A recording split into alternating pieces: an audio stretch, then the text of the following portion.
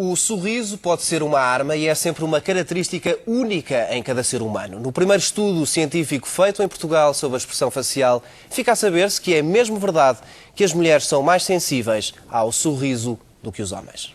Os especialistas da Universidade Fernando Pessoa analisaram como é que as pessoas reagem, por exemplo, ao sorriso de um delinquente. Mas não só. O sorriso é mesmo uma marca pessoal, mas apenas uma entre milhares de expressões faciais com que todos exprimimos as nossas emoções.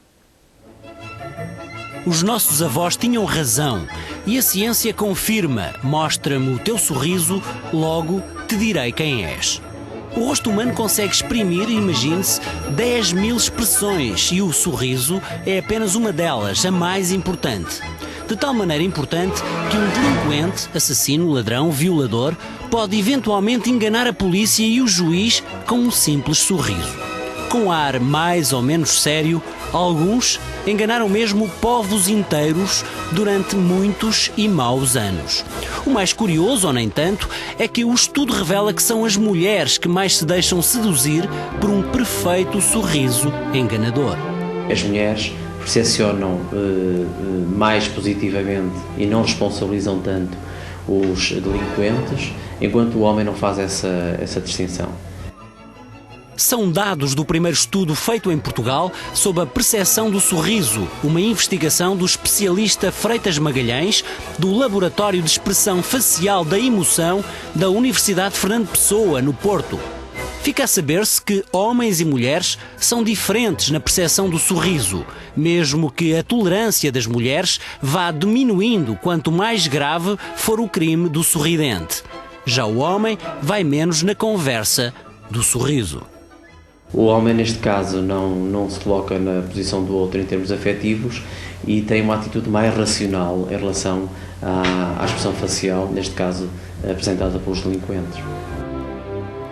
As mulheres são mais tolerantes ao sorriso, mas quantos homens não se deixaram já seduzir por este misterioso sorriso?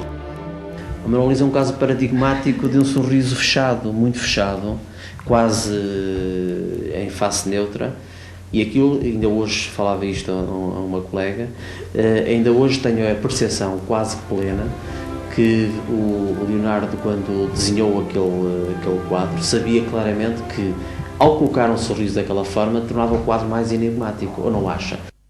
Há estudos que revelam que as mulheres juízas dão em geral penas mais pesadas para o mesmo tipo de crimes, mesmo que isso pareça entrar em contradição com o atual estudo. A situação tem a ver essencialmente com o facto de, neste caso, a juíza ser mais profissional e abster-se tanto de ser mulher, o que é difícil. Estes dois adolescentes norte-americanos de aparência saudável e sorridente enganaram tudo e todos. O da esquerda é o Eric e o da direita é o Dylan. Há uns anos pegaram em armas e mataram em poucos minutos 13 colegas da sua escola no Colorado. Será que enganaram os pais, os professores e o fotógrafo com estas duas fotos? O que acontece é que, geralmente, quando se tenta apresentar uma emoção de felicidade, quando se está triste, acaba por operar a situação no córtex cerebral, que faz com que a pessoa se acabe por denunciar que não está a viver nenhuma nem outra emoção. Mesmo que seja difícil detectar a mentira num sorriso, os especialistas acham que é pelo menos possível detectar se alguém está a esconder a verdade. Confusos? Bom, a coisa não é simples. Para se detectar um sorriso verdadeiro é necessário que haja um movimento adequado, simétrico de 46 músculos. Quando tal não acontece, isso é detectado essencialmente na parte esquerda do rosto, porque há um amortecimento desse rosto. Atenção, pois, ao lado esquerdo das faces dos nossos políticos e mesmo das estrelas do cinema e da televisão. Será que os sorrisos são genuínos? Há momentos que são, a maior parte deles não. A maior parte dos momentos não são genuínos, o que tem a ver essencialmente com duas variáveis. Uma, que é o facto de se considerarem ou alguém considerar que são estrelas, são figuras públicas. E outra, pelo facto de estarem perante uma câmara. Como sabe, uma câmara, seja de fotografar ou de vídeo, inibe sempre as pessoas. Mas o sorriso depende do sexo, da idade, da cultura e do contexto em que se abre ou se fecha. O que dizer do sorriso, ou falta dele, de Saddam Hussein? Que é um homem que sorri muito pouco. Aliás, a cultura e a educação, já como falou nessa figura, são extremamente rígidas e que ele depois passou a uma cultura e uma população que ele governou durante anos. Saddam já lá vai como governante, mas José Sócrates começou agora a liderar democraticamente o país. Será que o homem se deixa emocionar? O nosso primeiro-ministro é um homem que tem alguma dificuldade em exprimir as suas emoções, principalmente quando está em público, isto é, quando tem de enfrentar as câmaras e as máquinas fotográficas, o que denota de quando em vez alguma timidez. De tímido em matéria política, Mário Soares tinha pouco. Será que perdeu o sorriso? Durante muito tempo o Dr. Mário Soares foi uma figura que sorria frequentemente e até chegava ao limite do riso e tudo.